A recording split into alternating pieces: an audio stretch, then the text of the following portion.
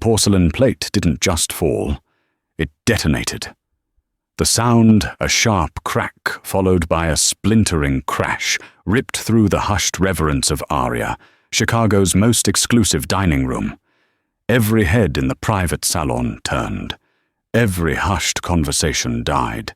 Alessandro De Luca, a man whose name was synonymous with Italian luxury, and whose fortune was whispered about in the same breath as ancient dynasties, looked as if he were about to tear the hand-stitched silk wallpaper from the walls with his bare hands. His mother, Isabella, a tiny woman swallowed by a black cashmere shawl, was weeping. Not the quiet, dignified tears of a society matriarch, but the raw, keening sobs of a lost child. She clutched at the starched white tablecloth, her knuckles white, her frail body trembling as she chanted a string of frantic, guttural words that no one in the room could comprehend. The restaurant's general manager, a man named Sterling, whose ambition was as tightly wound as his bow tie, was hovering uselessly, his face slick with a terrified sweat, muttering apologies that were less than air. No one could soothe her. No one understood the archaic, musical dialect she spoke, a language that belonged to the sun-baked hills of Abruzzo, not the glittering skyline of Chicago. Then, a waitress, a young woman who had been on the verge of being fired for the third time that week, moved from the shadows of the service station. She didn't kneel to pick up the broken shards of porcelain. She didn't flinch from the billionaire's murderous gaze. Instead, she walked directly to the table, met Alessandro De Luca's stormy grey eyes, and spoke the one sentence that would shatter her world and rebuild it from the ground up. The biting November wind off Lake Michigan was a constant assault, rattling the plate-glass windows of Aria like an angry ghost. Inside, the air was thick with the scent of white truffles, aged balsamic, and the unspoken anxiety of the staff. Elara Vance shifted her weight from one aching foot to the other, the cheap insoles of her uniform shoes doing little to cushion the bone-deep weariness of a 10-hour shift. She hadn't eaten since the stale piece of toast she'd had for breakfast, sustained only by tap water and the gnawing fear of the envelope tucked into her worn purse. It was from the hospital's billing department, a final notice for her grandfather's latest round of treatments. The number on the page was so large it seemed fictional, a cruel joke. "Vance, stop gawking and get more bread for table 7. Mr. Sterling's voice was a low hiss, laced with the cheap cologne he wore to mask the scent of cigarettes and failure. He was a small man who derived his power from making others feel smaller. He particularly disliked Elara. He resented her quiet composure, the way she never rose to his bait, and the fact that she had once, in a moment of thoughtlessness, corrected his pronunciation of a pecorino wine in front of a guest. It was a sin he had never forgiven. "Yes, Mr. Sterling," she murmured, her eyes fixed on the intricate pattern of the Persian rug. "And make it quick," he sneered, leaning in so she could smell the stale coffee on his breath. "Tonight, we have gods among us. The De Luca family is in the private salon. Do you have any idea who Alessandro De Luca is? Of course you don't. You're just a girl from the suburbs who probably thinks Italy is one big olive garden." Elara bit back the retort that rose in her throat. She had been an art history major, with a focus on the Italian Renaissance, before her grandfather's health had collapsed, forcing her to drop out. Her nonna, her grandmother, had been from a tiny village in the mountains of Abruzzo, a place of artisans and ancient traditions. She had raised Elara, filling their small house, not with English, but with the lyrical dialect of her homeland, with stories of shepherds, saints, and the master craftsmen who could spin leather into art. Now, at 23, her dreams were packed away in a dusty box under her bed, and she was serving overpriced pasta to people who wouldn't notice if she vanished into thin air. "I'll be right back with the bread," she whispered. "Good. And you stay out of the salon," Sterling commanded. "I've assigned Catherine to them. She has the right Polish. You are to remain in the main dining room. If I even see you glance in their direction, you'll be cleaning grease traps for a month. Am I clear?" Elara nodded, the humiliation, a familiar, bitter taste in her mouth. Catherine was willowy and blonde, with a smile that could sell sand in the desert. She also thought Chianti was a type of cheese. But Sterling prized appearance over competence, and Elara, with her dark, serious eyes and hair pulled back in a severe bun, was not the aesthetic he was selling. As she turned towards the kitchen, the grand entrance doors swung open, admitting a gust of cold air and an almost palpable wave of power. Alessandro De Luca strode in as if he owned the very air in the room. He was a masterpiece of genetic and financial engineering, taller than his photographs suggested, with the broad shoulders of a man who did more than just sign checks. He wore a dark, impeccably tailored suit that probably cost more than her grandfather's last surgery.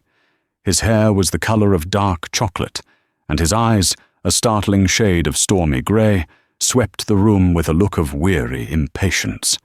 He seemed to absorb all the light and warmth, leaving the rest of the world in shadow.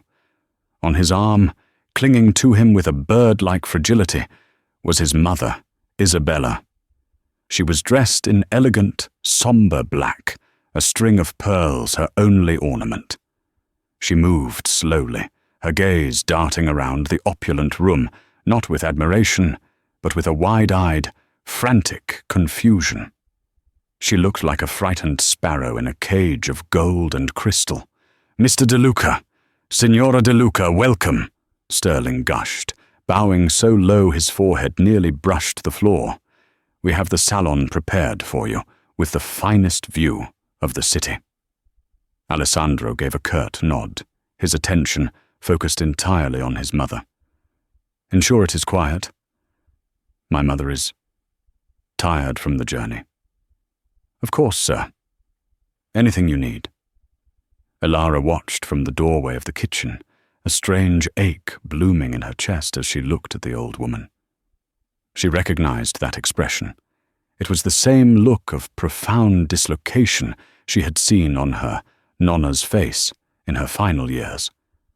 A confusion that went deeper than simple memory loss. It was the soul's vertigo, the terror of being unmoored from everything familiar. She overheard Alessandro's low voice as they were seated. "Water. Still, no ice. And bring the menu, but my mother will not be ordering from it. Just bring her a simple broth." "Right away." Sterling snapped his fingers at Catherine, who glided over with a bottle of panna. Elara turned back to her duties, the knot in her stomach tightening. It wasn't her table, it wasn't her problem. But she couldn't shake the image of Isabella De Luca's terrified eyes. Money could buy a private salon and a view of the city, but it couldn't buy peace. It couldn't buy the feeling of home. 20 minutes later, the first tremor of disaster shook the dining room. Catherine scurried back to the service station, her polished composure cracked, her face pale. "It's a nightmare," she hissed to Elara, fanning her face with a menu. "The old woman is having some kind of episode." "What's wrong?" Elara asked, instinctively grabbing a clean linen napkin. "She won't eat." She pushed the broth away and started crying. And she's speaking this bizarre, rapid-fire Italian. Mr. De Luca is getting furious, and Sterling looks like he's about to have an aneurysm. He speaks Italian, but he said he can't make out a word she's saying. It's just noise. Elara glanced across the room. The atmosphere in the private salon had curdled. Alessandro was leaning across the table, his face a mask of pained frustration, trying to hold his mother's hand, but she kept pulling away. Sterling hovered nearby, a useless, sweating statue of incompetence. "Mamma, per favore," Elara heard Alessandro's deep voice, strained with emotion. Just tell me what you need. Dimmi cosa c'è che non va. Isabella shook her head violently, her weeping growing louder. She slammed a frail hand on the table, rattling the crystal. Then came the crash of the plate. She shouted something, a single phrase, sharp and full of a desperate, inconsolable longing. Sterling took a hesitant step forward. Mr. De Luca, perhaps a mild sedative. We could call for a doctor. Get back, Alessandro roared, turning on the manager with such ferocity that Sterling physically recoiled. The entire restaurant fell silent, forks frozen halfway to mouths. She is not a problem to be managed. She is my mother. Do not speak of her as if she is an inconvenience. My deepest apologies, sir.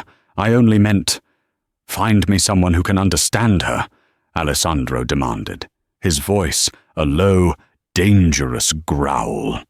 He stood up, his towering presence filling the room. She is asking for something. She keeps repeating it. Dove il filo d'oro? What is that? Where is the golden thread? Is it a dish? A piece of jewelry? Sterling looked around in a panic. I don't know, sir. There is no dish by that name. Perhaps she is confused about the decor. She is not confused. Alessandro's voice cracked with a pain that cut through his anger. She wants something, and no one in this $1 million restaurant can tell me what it is. Isabella began to rock back and forth, her sobs turning into a sound of pure, heart-wrenching grief. Elara couldn't bear it. It was a physical compulsion, a pull from a place deeper than reason. Her feet were moving before her mind could protest. She knew that phrase. Il filo d'oro. It wasn't standard Italian. It wasn't something you learned in a textbook. It was a phrase from the old stories, from the whispers of her nonna on long summer afternoons, a phrase steeped in the history of their village. She walked out of the shadows. "Vance!" Sterling hissed as she passed him, his eyes bulging with fury. "I told you to stay away! You're fired!" She didn't even look at him. She walked directly to the billionaire's table, her heart hammering against her ribs. Alessandro turned his blazing grey eyes on her, and for a terrifying second, she thought he might physically throw her out. He looked like a man pushed past the very edge of his endurance. "Sir," Elara said, her voice quiet but clear in the suffocating silence.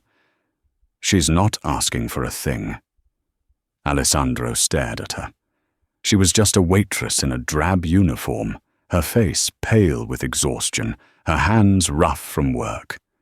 She was nothing like the polished, perfect women who typically populated his world. "And who are you?" he asked, his voice dripping with ice. "Another person to tell me what my mother needs?" "No," Elara said. She turned her attention to Isabella, ignoring the formidable man beside her. She crouched down, bringing herself to eye level with the weeping woman.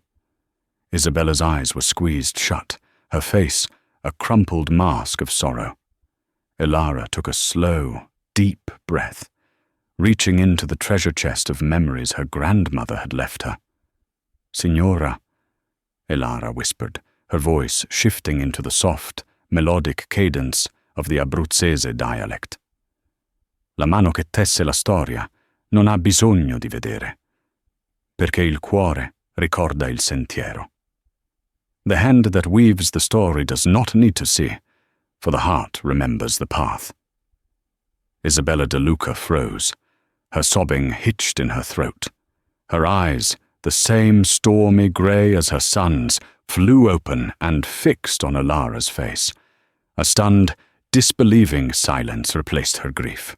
Elara offered a small, gentle smile. "Nonna mia mi diceva sempre che il filo d'oro non è quello che si vede, ma quello che lega le generazioni." "My grandmother always told me that the golden thread isn't the one you see, but the one that binds the generations." It was a leap of faith. Il filo d'oro could have been a literal thread, but in the lore of their shared region, it was a metaphor.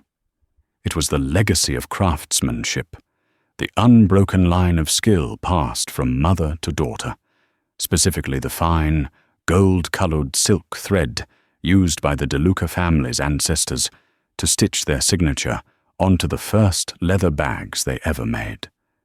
It was a symbol of their origin, their soul. Tears different from the ones before welled in Isabella's eyes. Her trembling hands reached out, not to push Elara away, but to gently cup her face. Tu conosci la via, she whispered. You know the way. Il filo d'oro. Mi manca il profumo della bottega di mio padre. Mi manca il rumore. Qui c'è troppo silenzio. The golden thread. I miss the smell of my father's workshop. I miss the noise. Here, there is too much silence. Elara looked up at Alessandro. He was staring at her, his mouth slightly agape, the raw anger in his face replaced by sheer, unadulterated shock. She's not asking for jewelry, sir, Elara explained, her voice returning to crisp English as she stood up, though she kept one hand on Isabella's arm to ground her. She's feeling lost. The golden thread is a symbol from your family's history, isn't it? The beginning of your craft. She says she misses the smell of the workshop, the sounds of work. This place, it's too quiet, too sterile. It's making her feel disconnected from who she is. Alessandro looked from his mother's now calm face back to Elara, a storm of emotions churning in his eyes. He had flown in the best doctors, hired the most expensive nurses, but this quiet waitress had seen past the symptoms and into his mother's soul. How could you possibly know that? He asked, his voice a low rumble of disbelief. My grandmother was from Lanciano, Elara said simply. She taught me. Before he could respond, Sterling, his face a mottled purple of pure rage, stepped forward and grabbed Elara's arm. You are finished, he spat, his voice a venomous whisper. You embarrassed me. You defied a direct order. Get your things and get out of my restaurant. You are fired. But I was helping, Elara protested, the injustice of it burning like acid. I don't care, Sterling snarled, yanking her arm. You made me look like a fool. Now get out before I call security. Is there a problem here? Alessandro's voice was deceptively soft, but it carried the chilling authority of a death sentence. It sliced through Sterling's tirade, freezing him in place. The manager spun around, his hand dropping from Elara's arm as if it were on fire. No, sir. No problem at all, Sterling stammered, attempting a greasy smile. Just handling a staff issue. This employee was being disruptive. I was sending her home. Alessandro took one deliberate step forward, his shadow falling over the smaller man. He didn't raise his voice. He didn't have to. This employee is the only person in the entire city of Chicago who has managed to bring my mother a moment of peace in the last 72 hours. And you are firing her. It was not a question. It was a statement of fact, delivered with the weight of an executioner's axe. Sir, she's just a waitress. She has no training for this. Silence. The single word was a physical blow. Alessandro turned his gaze back to Elara, his grey eyes searching her face. What is your name? Elara, sir. Elara Vance. Elara, he repeated, the name sounding different in his mouth, the syllables imbued with a new significance. He looked at Sterling, his expression one of pure, glacial contempt. As of this moment, Elara is no longer your employee. She is mine. Go and fetch her belongings, and then bring me the bill. I am buying this restaurant. Sterling's jaw dropped. Sir, you can't. I can, Alessandro said, his voice flat and final. And my first act as owner will be to personally escort you out the back door. Now go. The rest of the evening was a surreal dream. Sterling, pale and shaking, scurried away. Alessandro had the staff bring a simple wooden chair to the table for Ilara. He cancelled his own meal and spent the next hour listening as Ilara spoke quietly with his mother in their shared dialect, drawing out stories of Isabella's childhood, of the scent of leather and beeswax, of the songs her mother used to sing while she worked.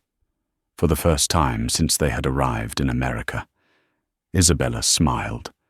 It was a fragile, watery smile, but it was genuine, and it transformed her face, erasing years of sorrow.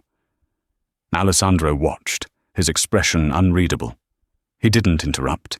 He just observed Ilara, his intense gaze tracking her every move, every gentle gesture, every soft word.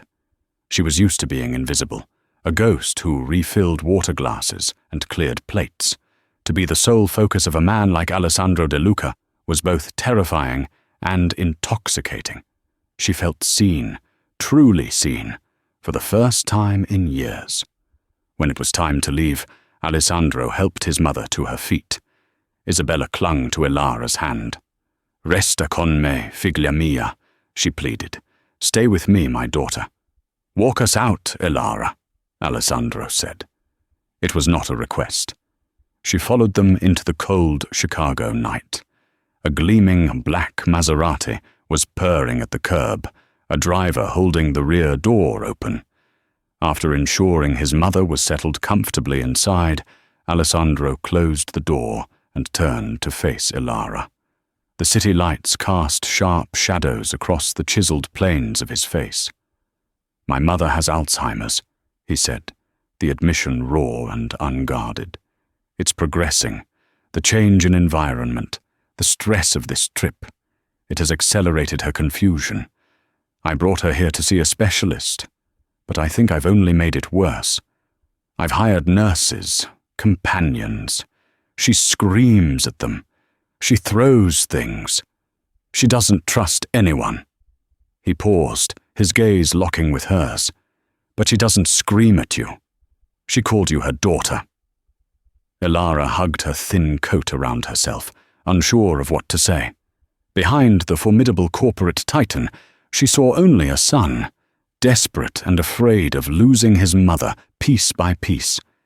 He reached into the breast pocket of his suit and pulled out a slim, elegant business card.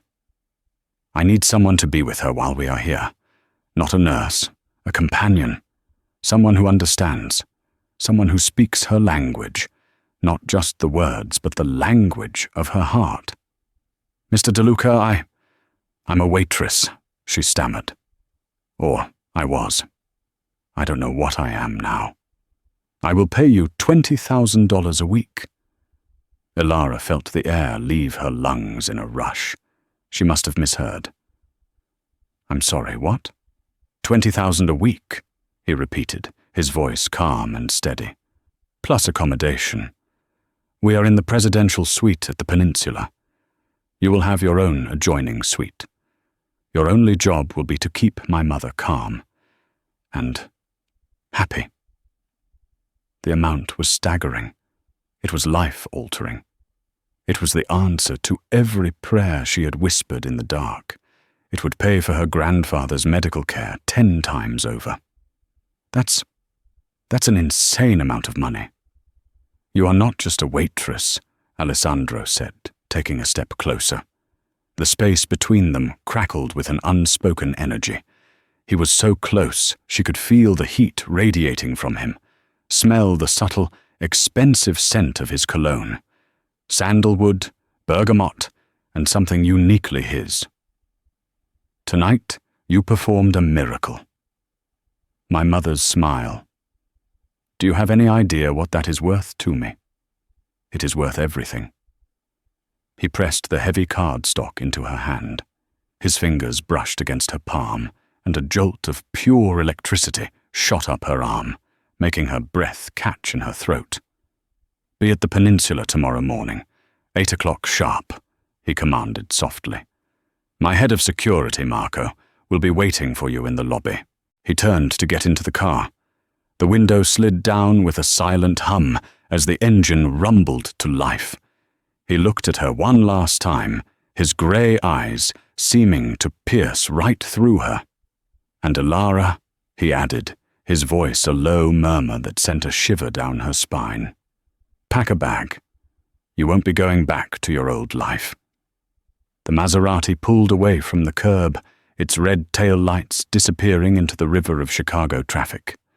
Elara stood alone on the cold pavement, the billionaire's business card feeling as heavy and unreal as a bar of gold in her hand. $20,000 a week. It was a lifeline, a rescue rope thrown into the drowning pool of her life. But as she looked down at the elegant, embossed name, Alessandro De Luca, a warning bell chimed in the back of her mind. He was a man accustomed to buying whatever he wanted, and she had a sinking feeling that stepping into his world would cost her far more than just her time. The lobby of the Peninsula was a world away from her cramped, drafty apartment. It was a symphony of polished marble, hushed tones, and the scent of money so old it had its own floral arrangement. Elara stood by the entrance, clutching the handle of her single, scuffed suitcase, feeling like a stray dog that had wandered into a palace. She wore her only decent outfit, a pair of simple black trousers and a cream-colored blouse. "Miss Vance?" A man with the build of a retired linebacker and the eyes of a hawk approached her. He was dressed in a suit so sharp it could have cut glass. "I am Marco. Mr. De Luca is expecting you. Please follow me." The private elevator ascended in a smooth, silent rush, opening directly into the presidential suite. Elara's breath caught in her throat. The space was larger than the entire floor of her apartment building, with 2-story windows offering a godlike panorama of the city and the lake beyond. The furniture was a minimalist dream of Italian design, all clean lines and luxurious fabrics. Alessandro was on the phone, pacing by the window, speaking in rapid, aggressive Italian. He was dressed down in dark jeans and a grey cashmere sweater that probably cost more than her month's rent. He looked less like a corporate raider and more like a restless panther. He saw her, ended the call abruptly, and turned his full attention to her. "You're punctual. I appreciate that," he said, his voice clipped and all business. The warmth from the previous night was gone, replaced by a cool, professional distance. "Mr. De Luca," she began, feeling suddenly shy. "Alessandro," he corrected her.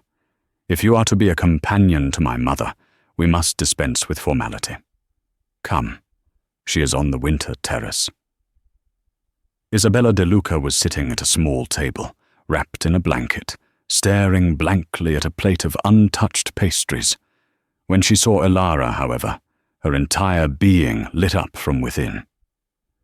"Tesoro mio," she exclaimed, her voice filled with a joy that was heartbreaking in its purity. It's the girl who remembers the songs. For the next few hours, Elara worked a quiet magic. She coaxed Isabella into eating some fresh berries by telling her a story her nonna used to tell about the wild strawberries in the Abruzzo mountains.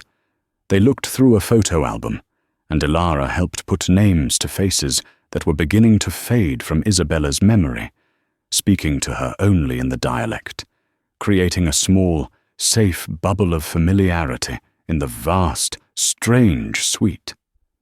Alessandro worked on his laptop in the corner of the room, but Elara felt his gaze on her constantly. He wasn't just watching, he was studying, analyzing. She felt like a specimen under a microscope, her every action weighed and measured. It was unnerving.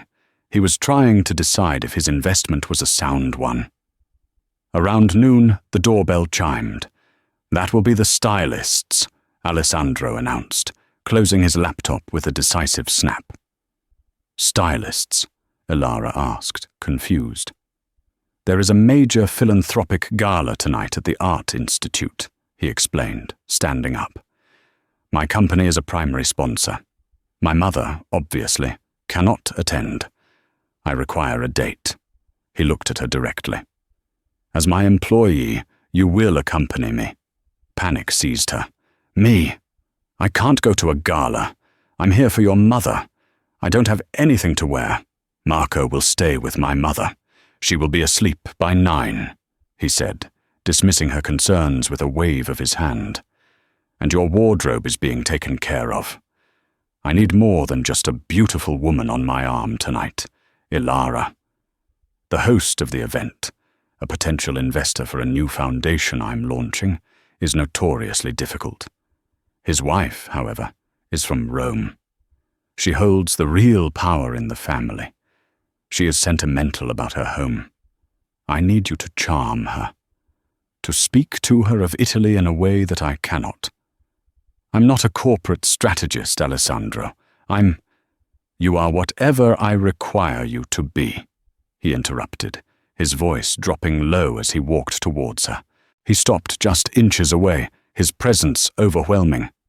Tonight you are not a waitress. You are not a companion. You are my partner. And you will be brilliant. The doors to the suite opened, and a team of people swarmed in, pushing racks of designer gowns and carrying cases of makeup and jewelry. Prepare her, Alessandro instructed the lead stylist, a severe-looking woman with a French accent. I want her to look like she belongs on a Medici fresco. For the next 5 hours, Ilara was transformed.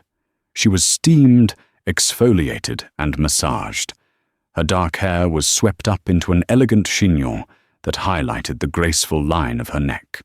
Her makeup was subtle, but transformative, making her large, expressive eyes seem even deeper and her cheekbones more defined. And then there was the dress. It was a creation of deep sapphire silk that seemed to drink the light. It was deceptively simple, with a classic, off-the-shoulder neckline and a silhouette that clung to her curves before flowing into a graceful, floor-sweeping train. When she looked at her reflection, she didn't recognize the woman staring back. The tired, worried girl from the suburbs was gone, replaced by a vision of poise and elegance. When she finally stepped out of the bedroom, Alessandro was waiting in the foyer, adjusting the cuff of his tuxedo. He looked up, and for the first time, his cool, controlled facade shattered completely. He simply froze. His hand, holding a platinum cufflink, stopped in midair. His grey eyes widened, sweeping over her from the crown of her head to the tip of her silk-clad toes. The calculating billionaire vanished, replaced by a man who was utterly, breathtakingly stunned. "Is it all right?" Ilara asked, her voice a nervous whisper. Alessandro cleared his throat, a faint flush creeping up his neck. He walked towards her, his gaze never leaving her face. "It is," he began, his voice husky, "a liability. I don't know how I'm supposed to negotiate a business deal when every man in the room will be staring at you." He held out his arm. "Shall we, Ilara? The wolves are waiting." As she took his arm, the hard muscle beneath the fine wool of his jacket flexing under her touch, she felt a dizzying mix of terror and exhilaration.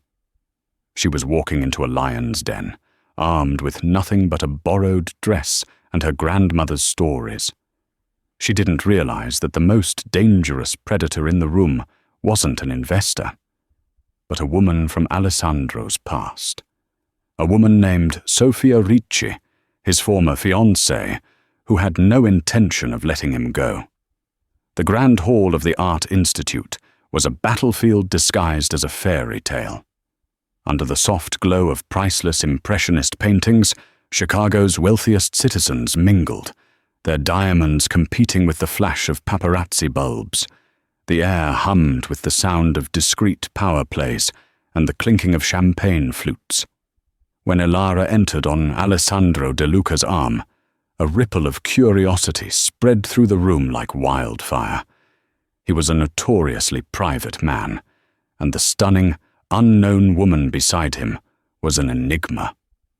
"Remember," Alessandro murmured, his lips close to her ear, his hand a warm, possessive weight on the small of her back. "You are not here to impress them. They are here to impress you." "They look like they could eat me alive," she whispered back, her eyes wide as she took in the sea of couture gowns and surgically perfected faces. "Then let them choke," he said with a ghost of a smile. He guided her toward a small group centered around a portly, older man with a booming laugh and a woman with impeccably coiffed silver hair and eyes that missed nothing. "Jonathan, Eleanor," Alessandro said smoothly. "A pleasure to see you. I'd like you to meet my associate, Elara Vance." Jonathan pumped Alessandro's hand, while Eleanor Croft, the matriarch of one of Chicago's oldest families, and the woman whose check Alessandro needed for his foundation, gave Elara a polite but dismissive once-over. "Vance? I don't know the name," Eleanor said, her tone implying that any name worth knowing was already in her mental Rolodex. "A new acquisition of yours, Alessandro?" The insult was subtle, but it was there.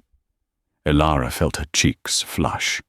Before she could stammer a reply, she caught sight of the Monet painting hanging on the wall just behind Mrs. Croft. "It's beautiful, isn't it?" Elara said, her voice clear and steady. "The mules. Most people just see haystacks, but he was painting the light itself. The way it changes everything it touches." She turned her gaze to Eleanor Croft, a genuine warmth in her eyes. "My grandmother used to say that some people are like that. They don't just enter a room, they change the quality of the light within it. It is an honor to meet you, Mrs. Croft."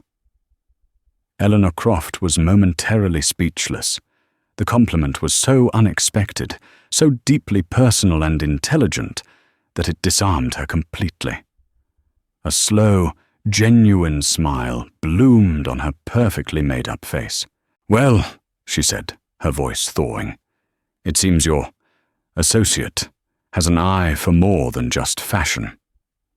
Tell me, my dear, what do you think of the new Rothko wing?"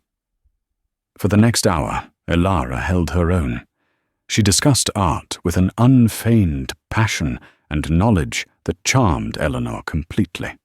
She spoke to Eleanor's Roman-born husband in his native tongue, reminiscing about the light in the Roman Forum and the taste of artichokes in the Jewish ghetto, forging an instant bond. Alessandro stood beside her, watching with a growing sense of awe and something else, something deeper and more personal. He had brought her as a tool, a beautiful, clever key to unlock a door. But she was not a key. She was a force of nature.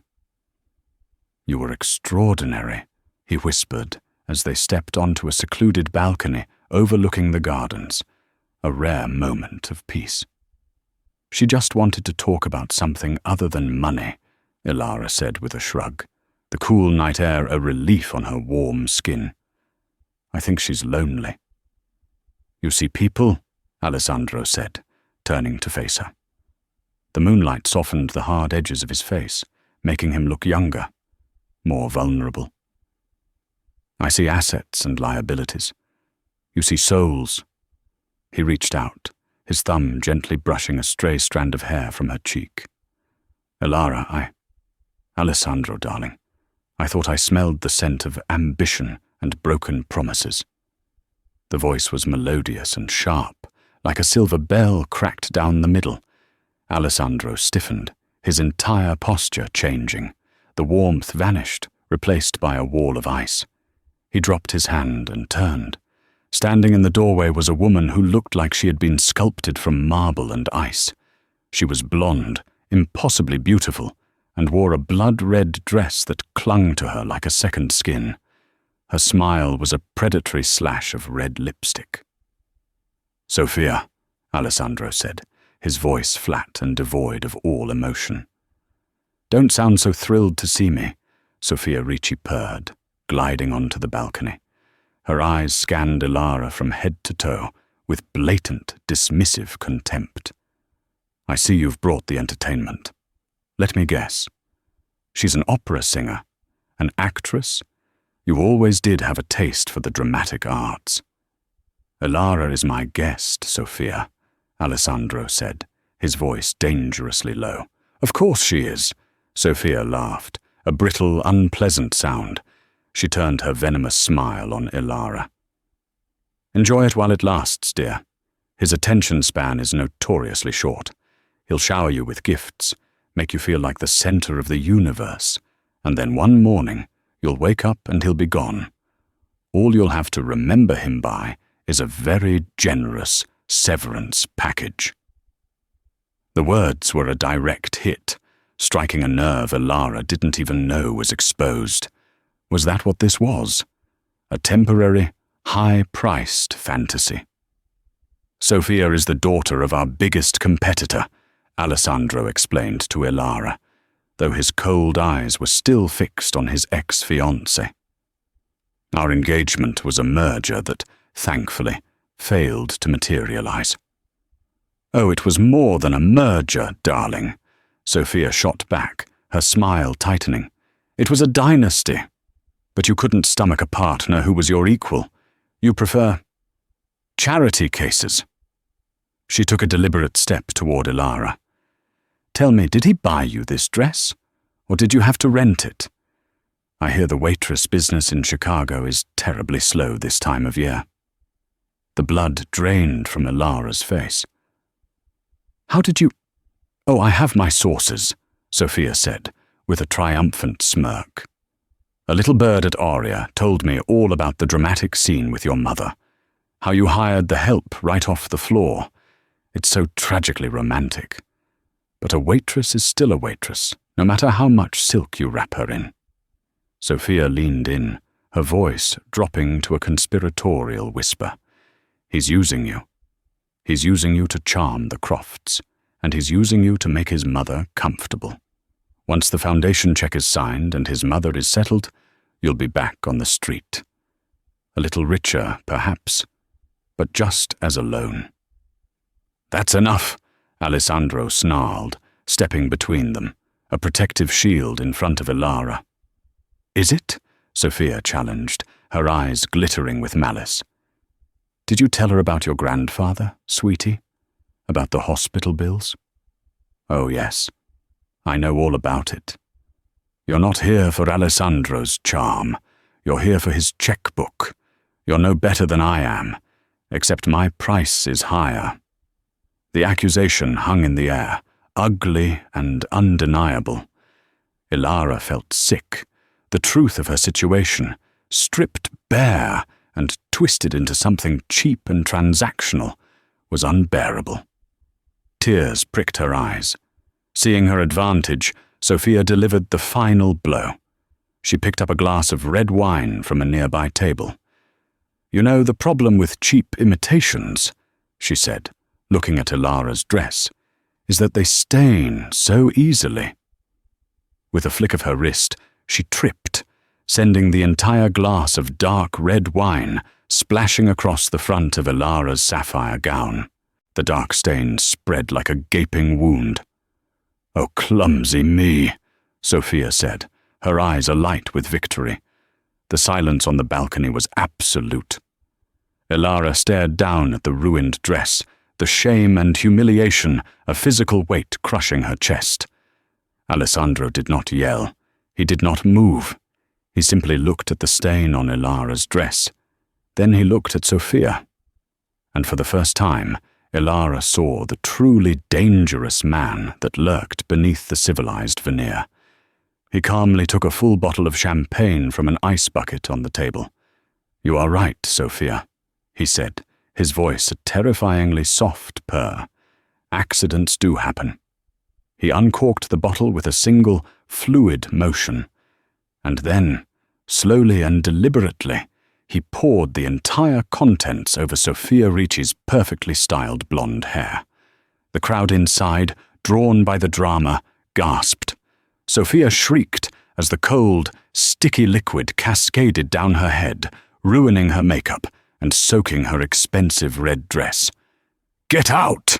Alessandro commanded, his voice shaking with a controlled rage that was far more frightening than any shout. "And know this, if you or your father ever come near my company or Ilara again, I will not rest until the name Ricci is nothing but a footnote in the history of failed businesses." Humiliated and dripping, Sophia shot them both a look of pure hatred and fled. Alessandro immediately shrugged off his tuxedo jacket and wrapped it around Ilara's shoulders, hiding the stain and shielding her from the prying eyes. Without a word, he swept her into his arms and carried her out of the gala, leaving a wake of stunned silence and whispered gossip behind them. Back in the silent, cavernous suite, the adrenaline of the night drained away, leaving Ilara feeling hollow and exposed. Alessandro had set a fire roaring in the fireplace and now stood staring into the flames, his back to her. "She was right," Ilara whispered to the silent room. "I did take your money because I was desperate. My grandfather—" "Stop." Alessandro turned around, his face etched with an emotion she couldn't name. "Do you think I care about the money? I have money. It's the least interesting thing about me." He walked over to her, his movement slow and deliberate. He knelt before her, taking her hands in his. "She was wrong about everything else. This is not a transaction. What you did for my mother, what you did tonight with the Crofts, that cannot be bought. That comes from here." He gently touched his fingers to her chest, right over her heart. "Do not let a bitter, empty woman like her make you doubt your own worth." The sincerity in his eyes was undeniable. The tears she had been holding back finally fell. He reached up and gently wiped them away with his thumb. "I am not the man she described, Ilara," he said, his voice a low, intense murmur. "I don't want to be. When I'm with you, I'm not." He leaned in, and the world seemed to shrink to the space between their lips. He hesitated for a fraction of a second, his eyes asking a question. She gave a barely perceptible nod, and he closed the distance. The kiss was not the desperate, passionate collision she might have expected. It was soft, searching, and full of a profound tenderness that undid her completely. It was a kiss that spoke of gratitude, of awe, and of a deep, burgeoning hope. It was a promise. In that moment, wrapped in his jacket, in his arms, the stains and the cruel words faded away. All that mattered was the steady beat of his heart against hers, and the feeling, for the first time in a very long time, that she was finally, truly home. The first rays of dawn painted the Chicago skyline in hues of rose and pale gold. Ilara woke slowly, tangled in sheets that felt like spun silk, the scent of Alessandro still lingering on the pillow beside her. He was already gone, but a note on the nightstand, written in a bold, decisive script, explained he'd been called to an emergency board meeting. "The Crofts are in. The foundation is a go. Because of you. I will be back this evening. We need to talk." A slow, happy smile spread across her face. She felt light, hopeful. She showered and dressed in her own simple clothes, feeling more herself than she had in the borrowed finery of the night before. She decided to check on Isabella. As she entered the main living area, a woman she didn't recognize was standing by the coffee table, arranging files in a leather briefcase. She was in her late 40s, with severe hair and a suit that looked like armor. "Good morning," Ilara said politely. "I'm Ilara Vance." "I know who you are," the woman replied, her voice crisp and impersonal. "I am Beatrice Rossi, Mr. De Luca's chief legal counsel. I flew in from Milan this morning." She gestured to a thick document on the table. "Alessandro asked me to draw this up for you. He wanted it handled with expediency, Ilara's heart gave a little flutter. Was he making her position permanent? She walked over and looked at the document. The title on the cover page was printed in stark black letters. Prenuptial Agreement, DeLuca, Vance. The air turned to ice in her lungs. She opened it with trembling fingers. It was a dense, 100-page document filled with impenetrable legalese. She scanned the clauses, her blood running cold. Clause 7A. In the event of dissolution of the marriage, Vance Ilara shall be entitled to a one-time settlement. Clause 12C.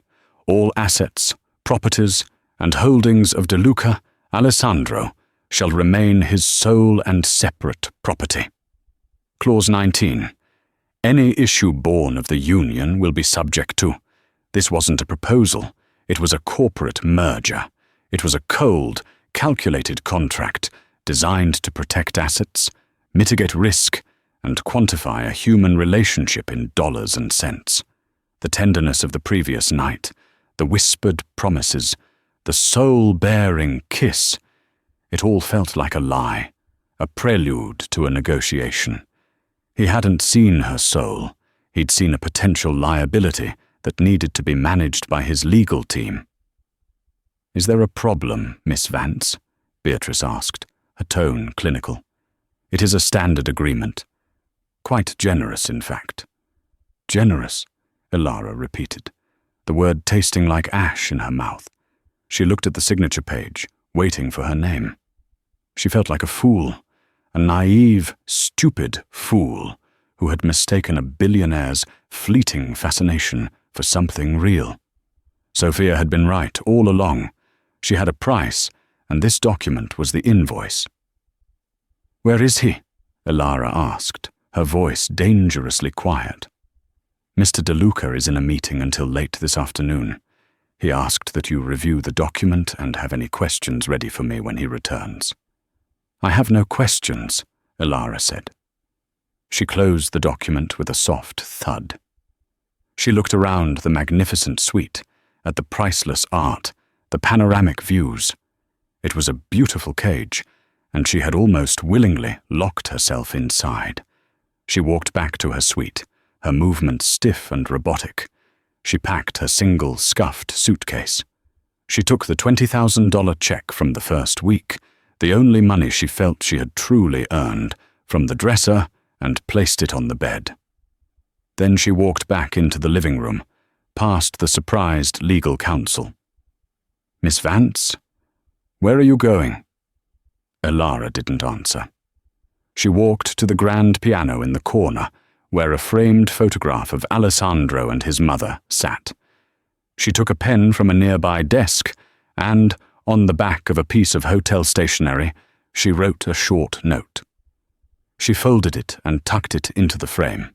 Then she turned and walked out of the suite, out of the hotel, and out of Alessandro DeLuca's life, leaving the prenuptial agreement unsigned on the table.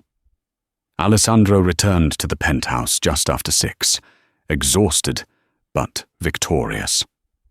The foundation was fully funded. He had spent the entire day in back-to-back meetings, the only thing sustaining him the thought of coming home to Ilara. He was going to tear up the ridiculous prenup that Beatrice had insisted on. He was going to tell Ilara that he wanted to build a life on trust, not contracts. He was going to ask her to come home to Italy with him and his mother. "Ilara," he called out, shrugging off his coat. The suite was silent, a deep, unsettling quiet. "Ilara." He walked into the living room. Beatrice was sitting on the sofa, a look of disapproval on her face.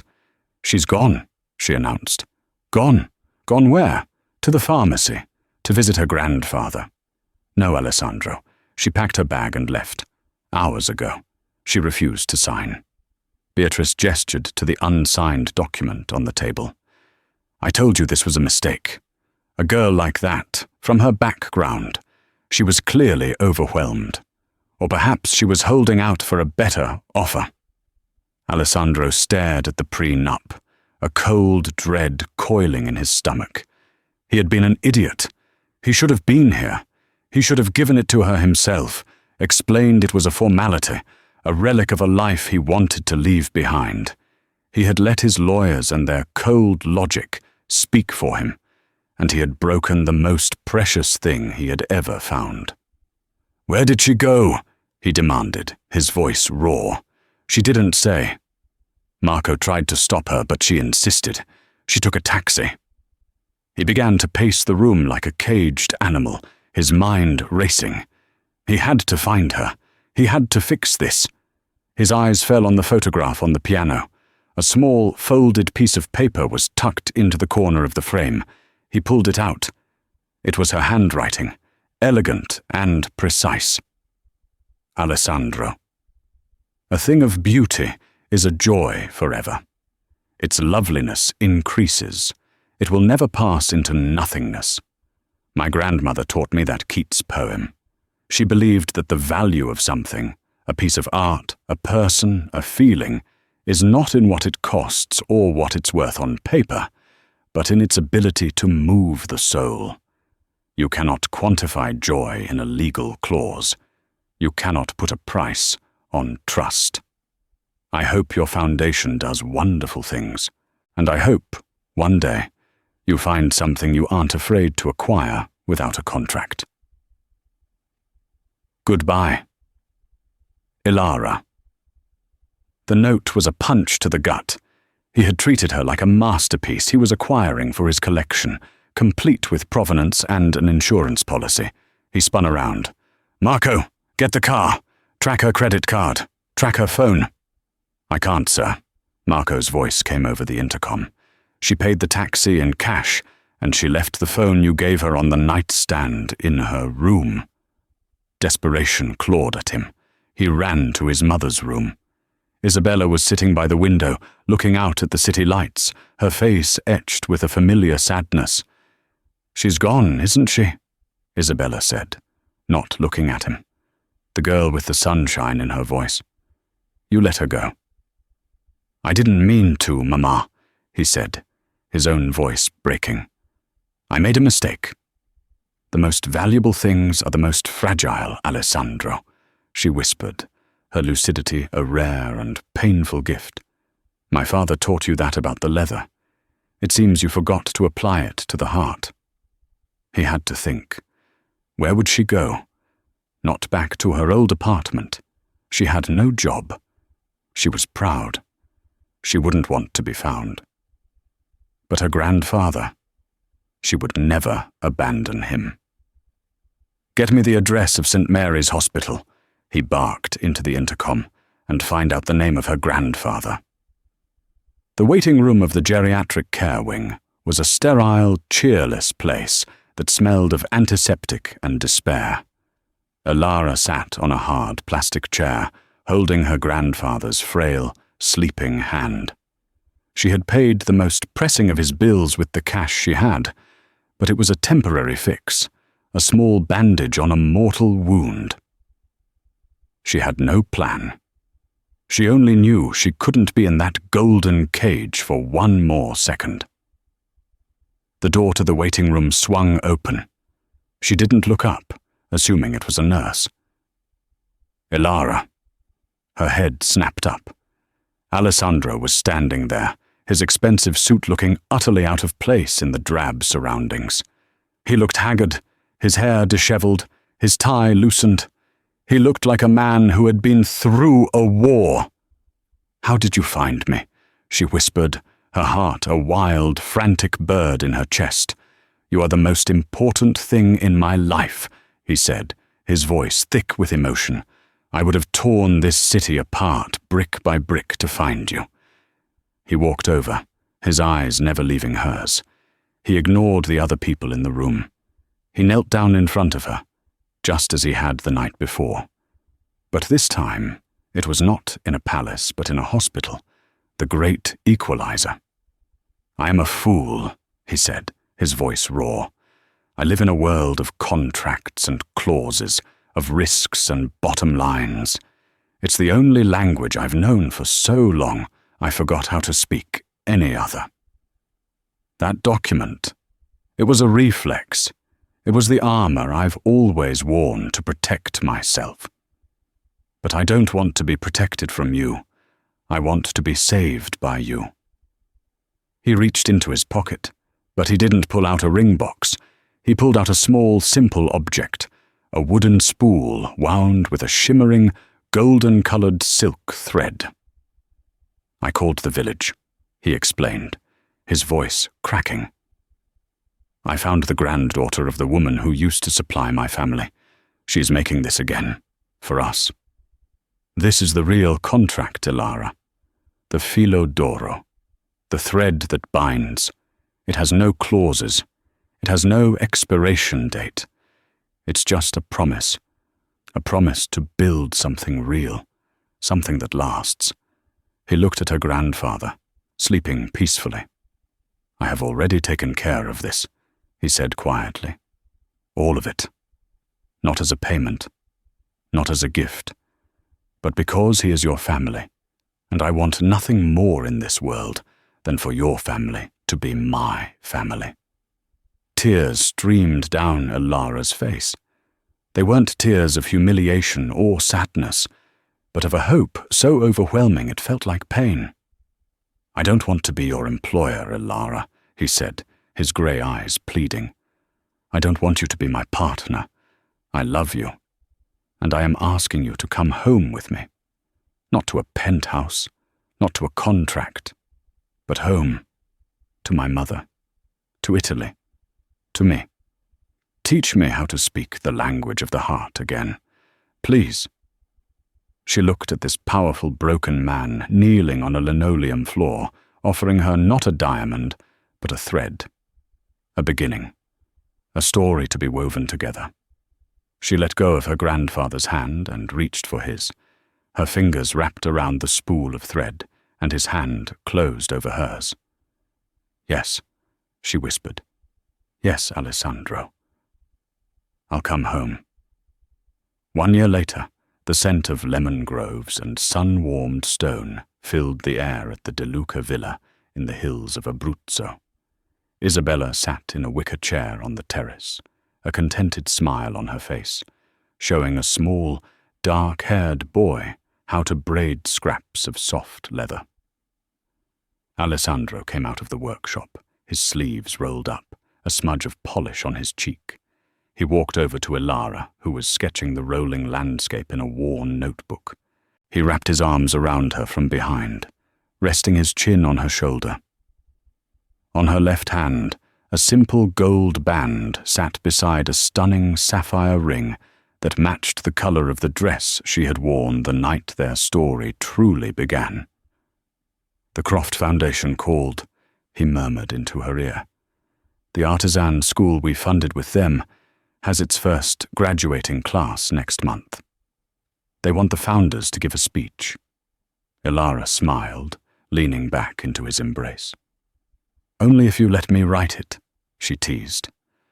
Your speeches still sound like legal depositions. He laughed, a rich, easy sound that echoed across the valley. They stood there for a long moment, watching their son with his grandmother, watching the golden thread of their lives unspooling before them, a tapestry of love and legacy woven under the warm Italian sun. They were far from the cold glitter of Chicago, far from the ghosts of who they used to be. They were simply home, bound by a love that needed no contract, a joy that could never be quantified.